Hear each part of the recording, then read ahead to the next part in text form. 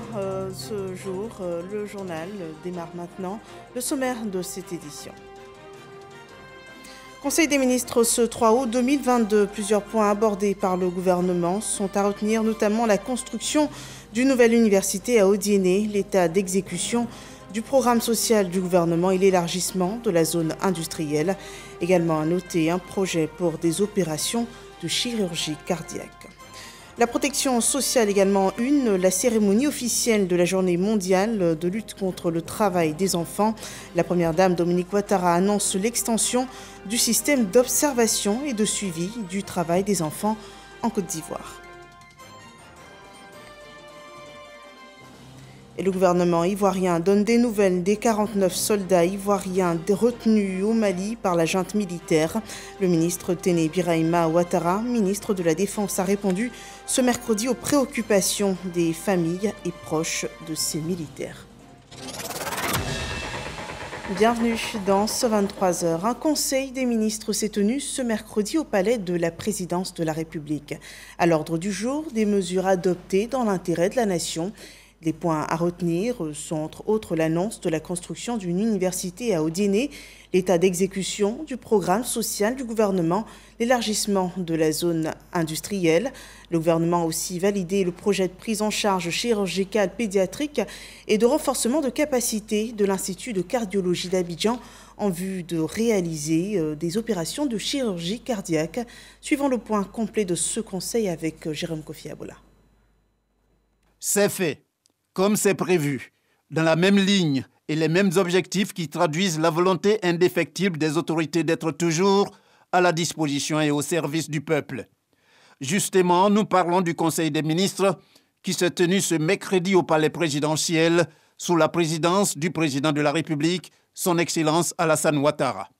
Pour en venir tout de suite aux décisions prises, sachez que les deux premières, à noter, sont des projets de loi et porte sur l'intervention des juridictions nationales d'arbitrage et de médiation. Au titre du ministère de la Justice et des Droits de l'Homme, le Conseil a adopté deux projets de loi. Le premier relatif à l'intervention des juridictions nationales en matière d'arbitrage et le second porte sur l'intervention des juridictions nationales en matière de médiation. Notre pays, en 2012, avait adopté des textes en matière d'intervention des juridictions nationales en termes d'arbitrage. Et en 2014, on en avait adopté un pour ce qui concernait donc les médiations. Il apparaissait ici important de nous adapter donc au texte donc, de l'OHADA, donc l'Organisation de l'harmonisation en Afrique du droit des affaires, et c'est seulement en 2017 que l'OHADA s'est réuni, que le Conseil des ministres de l'OHADA s'est réuni. Il nous fallait donc mettre en conformité les textes que nous avions adoptés en 2012 pour ce qui concerne l'arbitrage et en 2014 pour ce qui concerne la médiation, avec les dispositions arrêtées par le Conseil des ministres donc, de l'OHADA. Au niveau des décrets, le Conseil a pris une décision portant composition numérique des conseils des 12 districts autonomes créés en juin 2021. Ce décret intervient en application donc de la loi du 5 août 2014 portant mode de création, attribution, organisation et fonctionnement du district autonome qui fixe le nombre de conseillers au maximum à 42 conseillers pour chacun des 12 districts autonomes.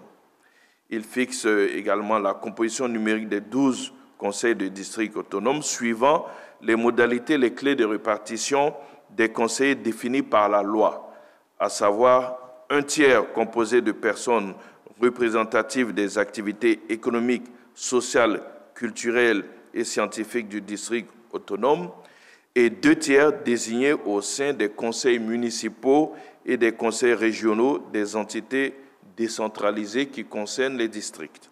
Sur le plan sanitaire, la prise en charge d'enfants atteints de pathologies cardiaques a été annoncée par le Conseil. Au titre du ministère de la Santé, de l'Hygiène publique, de la couverture maladie universelle et en liaison avec les ministères concernés, le Conseil a adopté une communication relative au financement du projet de prise en charge chirurgicale pédiatrique et de renforcement des capacités de l'Institut de cardiologie d'Abidjan en vue de réaliser des opérations de chirurgie cardiaque. Ce projet vise essentiellement à assurer au personnel médical de l'Institut de cardiologie d'Abidjan, toutes catégories confondues, une formation de perfectionnement professionnel de haut niveau, de façon à améliorer leurs aptitudes professionnelles et à accroître leur capacité à intervenir de manière autonome sur des pathologies cardiaques complexes sur le long terme. À cet effet, le projet prévoit le déplacement périodique d'une délégation de professionnels en Côte d'Ivoire, alterné avec le déplacement périodique d'une partie de l'équipe de l'Institut de cardiologie d'Abidjan à l'étranger, notamment en Israël, pour y poursuivre leur perfectionnement. Le projet prévoit la prise en charge de 30 enfants atteints de pathologies cardiaques complexes identifiés par l'Institut de cardiologie d'Abidjan afin de percevoir des soins médicaux intégrant des opérations chirurgicales conjointes de professionnels internationaux et de l'équipe de l'Institut.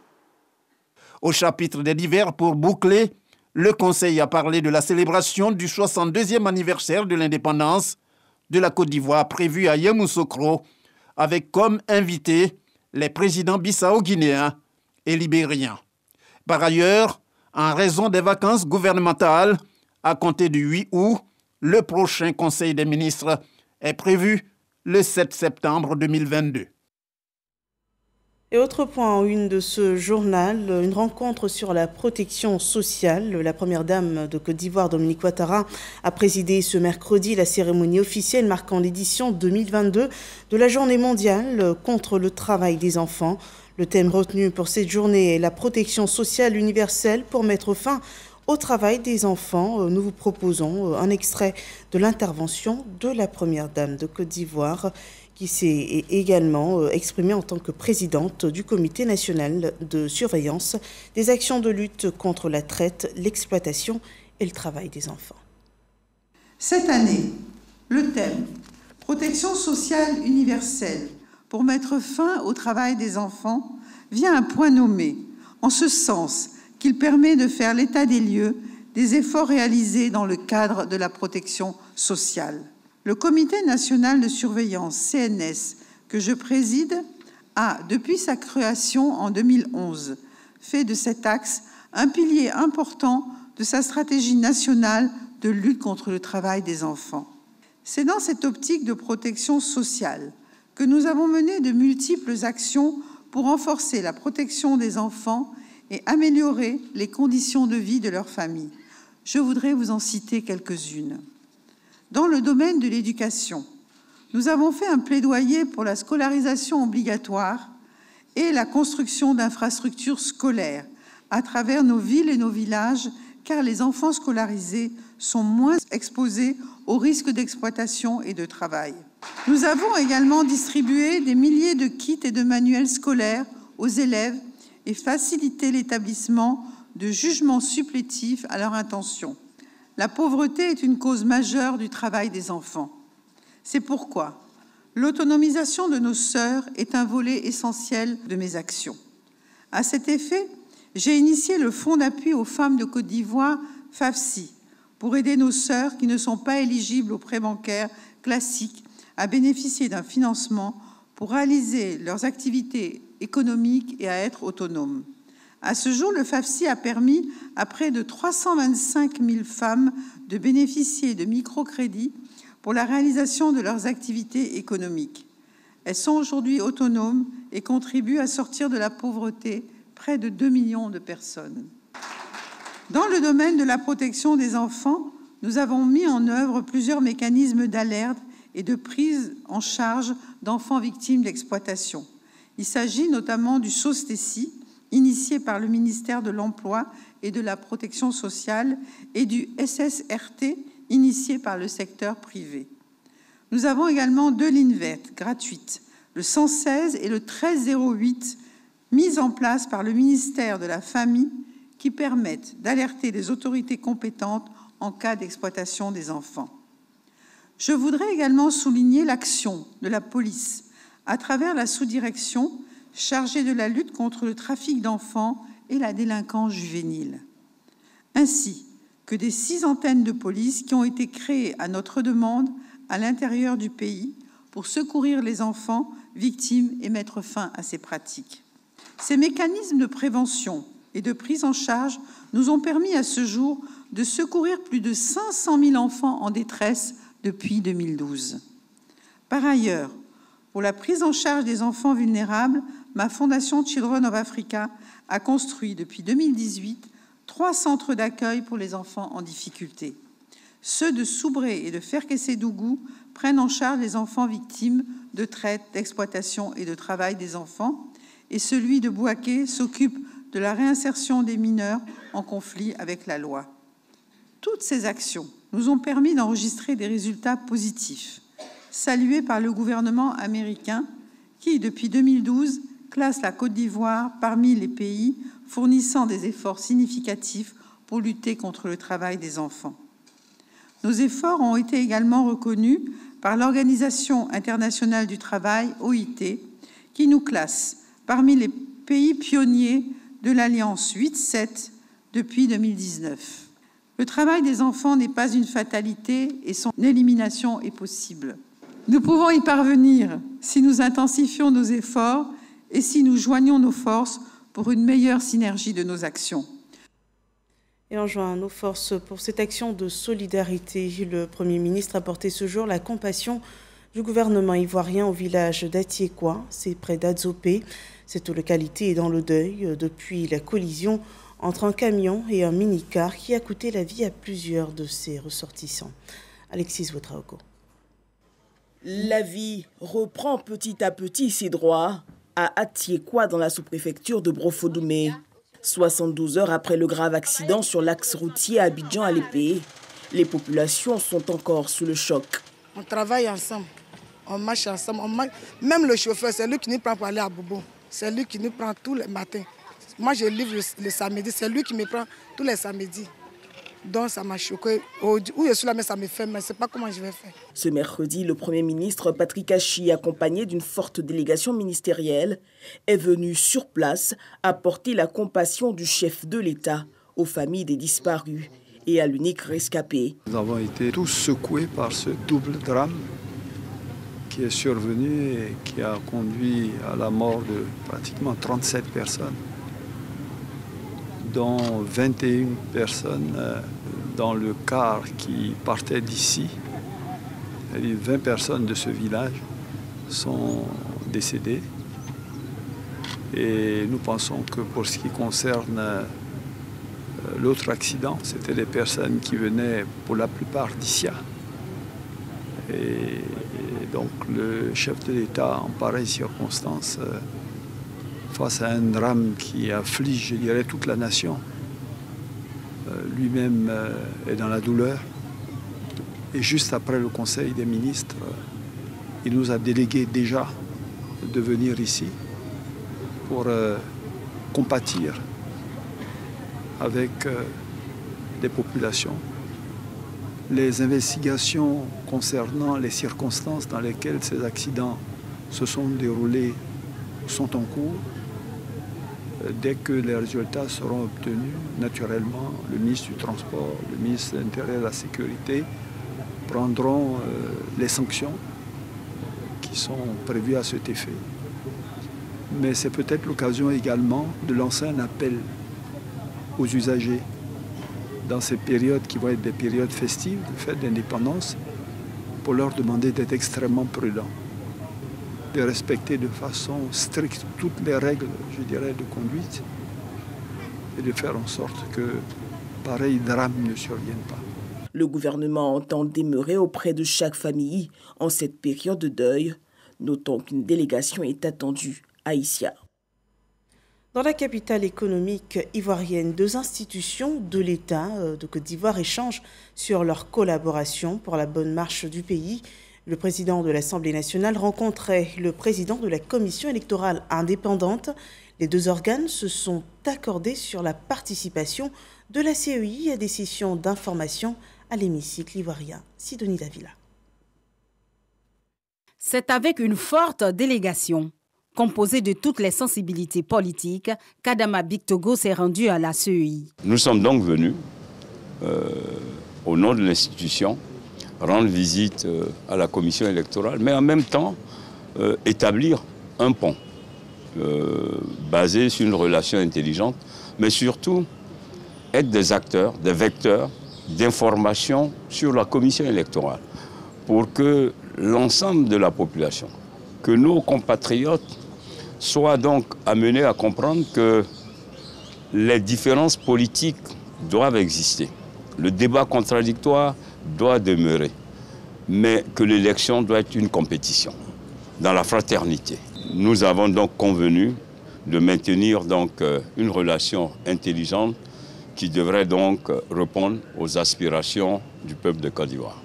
Le président de la CEI, Ibrahim Koulibaly Kubière, et ses collaborateurs, appréciant le sens de cette rencontre, ont pris bonne note de l'engagement des députés. Aujourd'hui, quand nous recevons ceux qui font la loi, nous ne pouvons qu'être heureux parce que nous avons parlé de tout ce qui peut nous contrarier dans l'exécution de notre mission, émanant bien entendu de certaines dispositions du code électoral.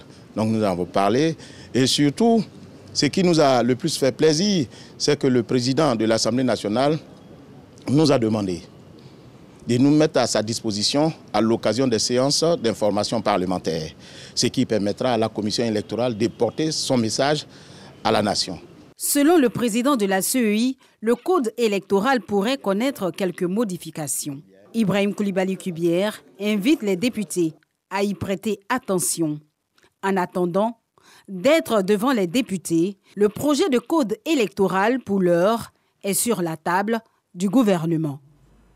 Et un point sur la situation des 49 soldats ivoiriens détenus depuis le 10 juillet dernier au Mali. Le ministre d'État, ministre de la Défense, était ce mercredi face aux familles et proches des militaires. Téné Birahima Ouattara a assuré que des actions ont été engagées par la Côte d'Ivoire en vue de leur libération et leur retour au pays. Moussa Konaté. 3 semaines qu'ils sont détenus au Mali. Les 49 soldats ivoiriens, jusque-là pas encore libérés. Leurs familles s'impatientent, mais demeurent confiantes. C'est un problème qui est arrivé. Il y a eu certainement des malentendus au niveau de nos autorités des 2 pays. Il y aura une entente et nos enfants vont nous revenir très bientôt. Nous restons confiants. La situation des 49 soldats bloqués en territoire malien préoccupe l'État ivoirien. Face aux parents, le ministre d'État, ministre de la Défense, rassure des actions du gouvernement pour leur libération. Les actions ont été diverses, que ce soit le chef d'état-major qui ait parlé à son homologue malien, que ce soit moi-même qui ai parlé au directeur de cabinet du colonel Assimi Goïta, à mon collègue ministre de la Défense du Mali et bien entendu du coordinateur national du renseignement ivoirien qui a eu donc attache avec le directeur général de la sécurité d'État du Mali. Et à cela est venue s'ajouter la médiation togolaise. Nous avons été invités le jeudi dernier à Lomé pour une séance de clarification, pour expliquer à nos frères maliens dans quel contexte nos soldats se sont retrouvés au Mali. Téné Birahima Ouattara appelle également les familles des soldats à demeurer dans la sérénité. Je voudrais donc, chers parents, vous dire que nous sommes solidaires de vous. Nous sommes solidaires de nos soldats. Et je voudrais aussi vous rassurer que les soldats ont bon moral. Mon général pourra vous le témoigner au besoin, sont traités dans des conditions normales. Il faut que vous le sachiez. Et je voudrais enfin vous dire que restons sereins, faisons confiance au président de la République qui sûrement trouvera très rapidement une solution aux problèmes qui se posent. La cérémonie militaire du 7 août à Yamoussoukro sera en l'honneur des 49 soldats retenus au Mali. Leurs familles ont reçu chacune un montant de 300 000 francs CFA. L'armée ivoirienne ici en Côte d'Ivoire n'oublie pas donc ces éléments détenus au Mali. À présent, suivons les préparatifs de la fête nationale le 7 août prochain.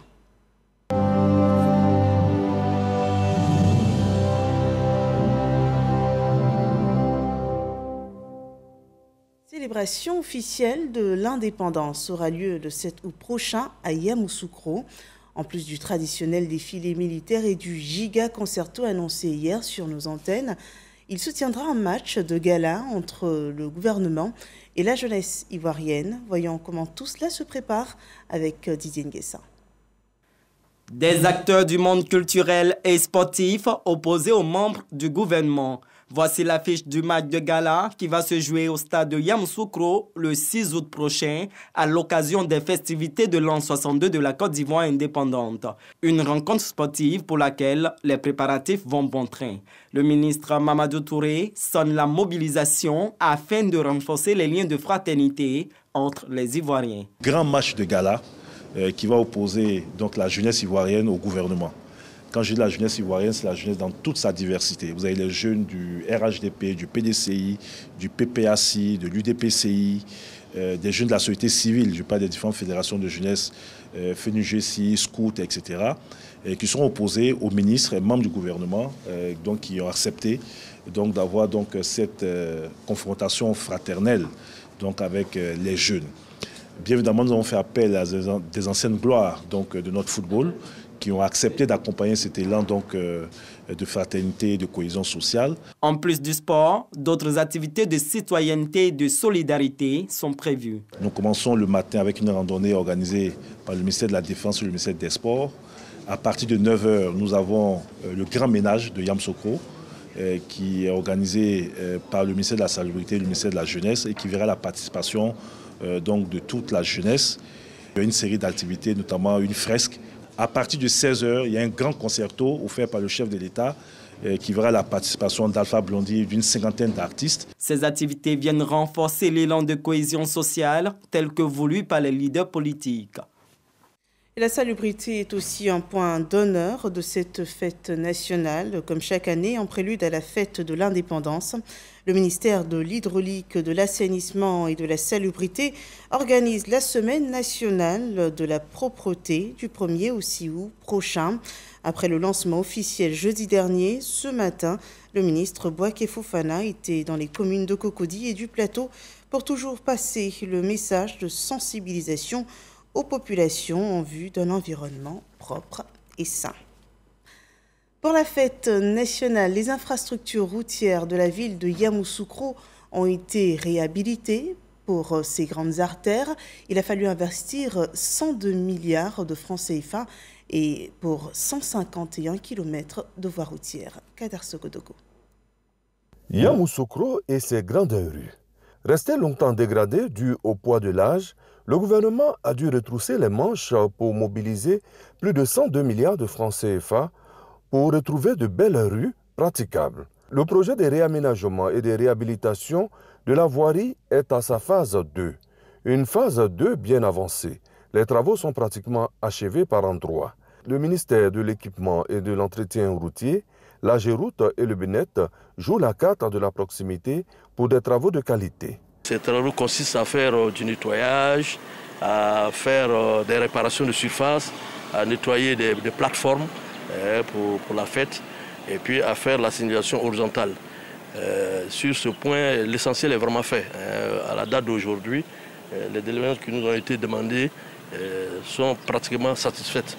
À quelques jours des 62 ans d'anniversaire de l'indépendance de la Côte d'Ivoire, ces travaux vont contribuer à rendre les festivités officielles agréables.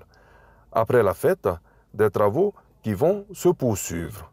Les populations sont satisfaites de ce qui se passe dans leur ville.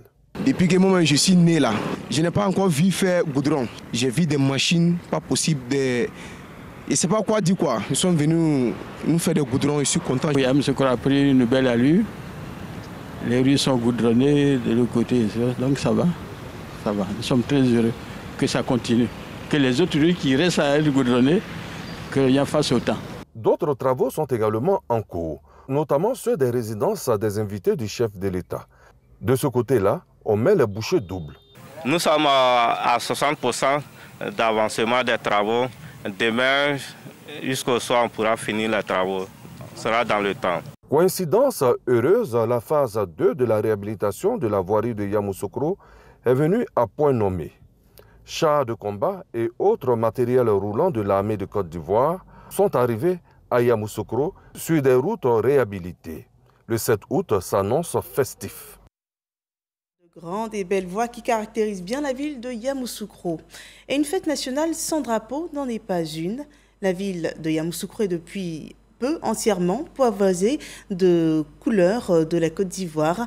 Là-bas, les 62 ans de l'indépendance de la Côte d'Ivoire se célébreront avec deux valeurs, l'unité et le partage. On le voit avec Éric Goré.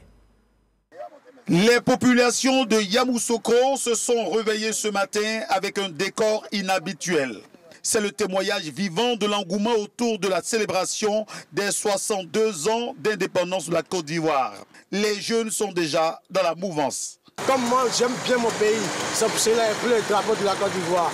Et je suis fier de mon pays en plus. Bonne fête de l'indépendance. Le drapeau de l'État de Côte d'Ivoire règne en maître. Il est aperçu partout.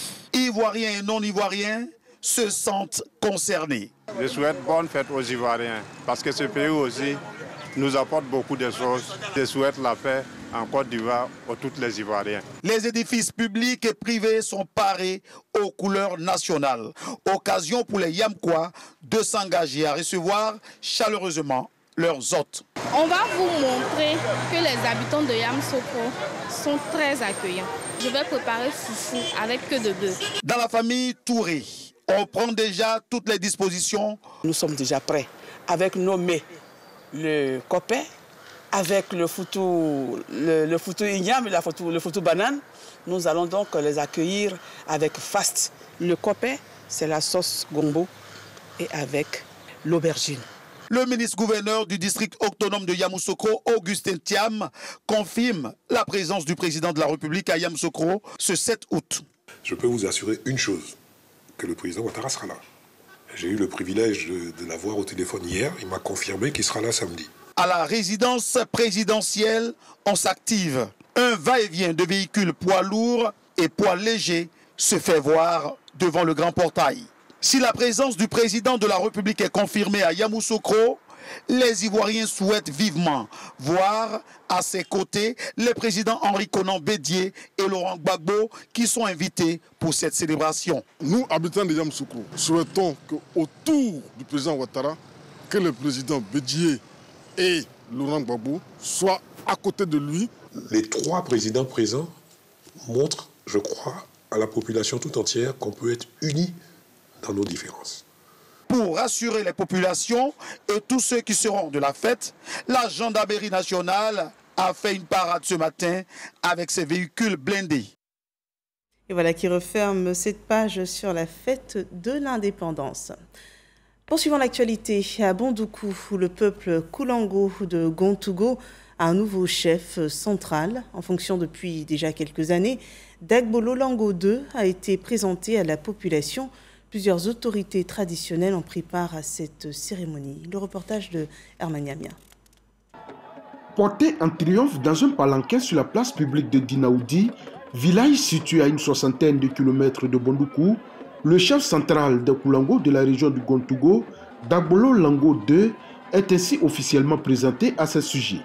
Établi quelques années plus tôt comme chef central de Koulango par les gardiens de la tradition, cette présentation officielle a mobilisé des milliers de personnes qui sont venues traduire à travers des chants et danses leur allégeance à leur nouveau chef. L'installation du nouveau chef central de Koulango, qui a enregistré la présence de 147 chefs de village de la région, a reçu la bénédiction des rois de Koulango Nigégliman et Nana Adengra Kwasi Ageman, roi des Abrons, tous deux présents à cette cérémonie.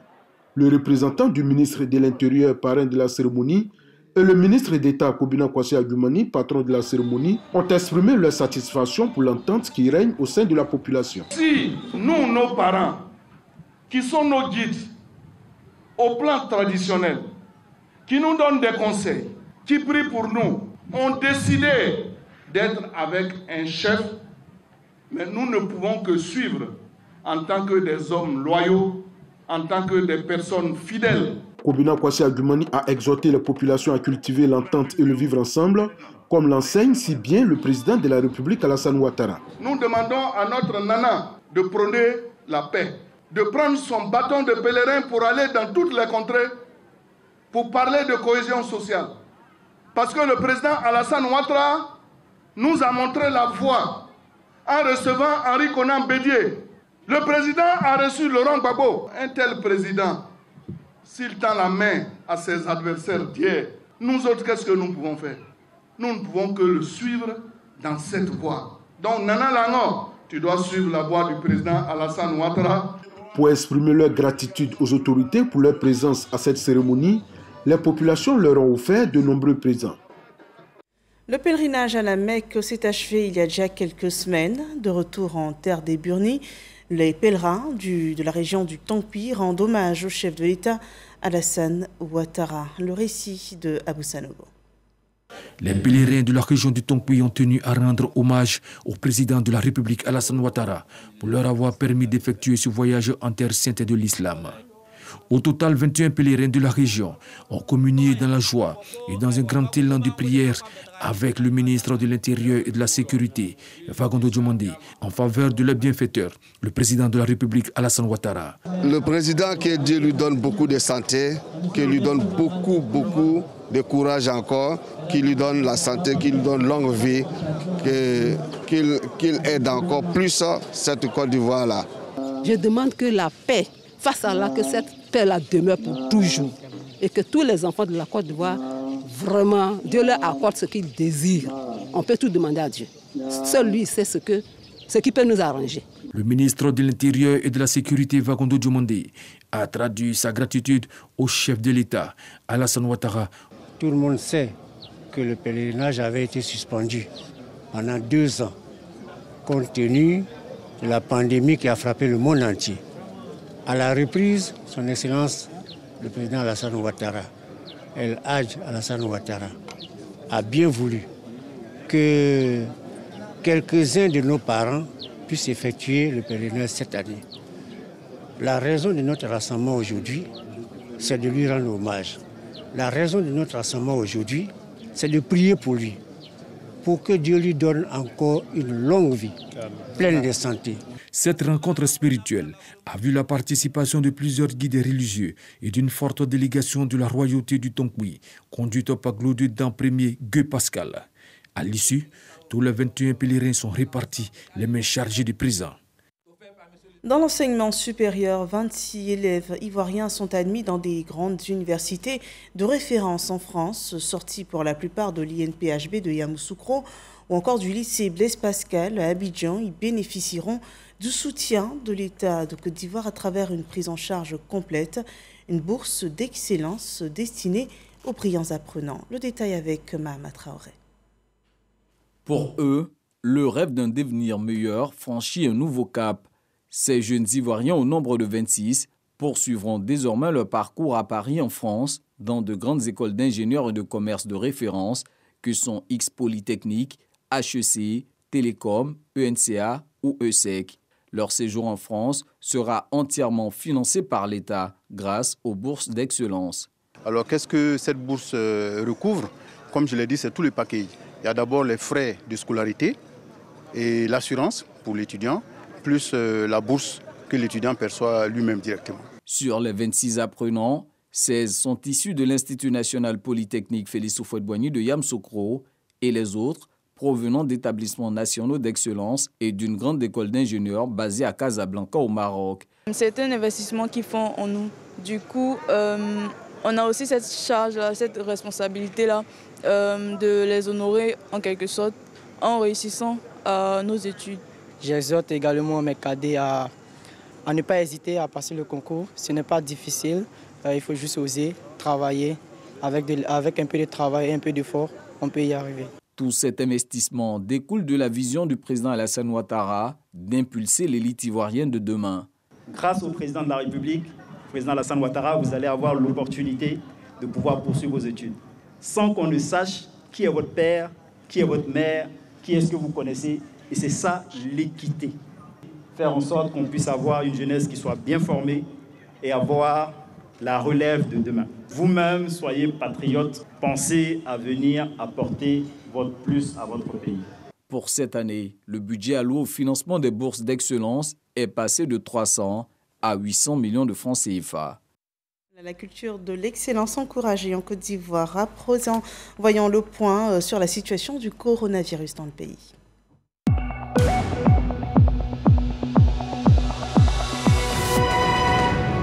Ce 3 août 2022 est annoncé 67 nouveaux cas de Covid-19, 32 nouvelles guérisons, 0 cas de décès. Toujours 139 cas restent actifs. Et à cette date, sachez qu'au moins 17 433 537 doses de vaccins anti-Covid ont été administrées sur l'ensemble du territoire ivoirien. Ces données mettent fin à ce journal. Merci de nous avoir suivis.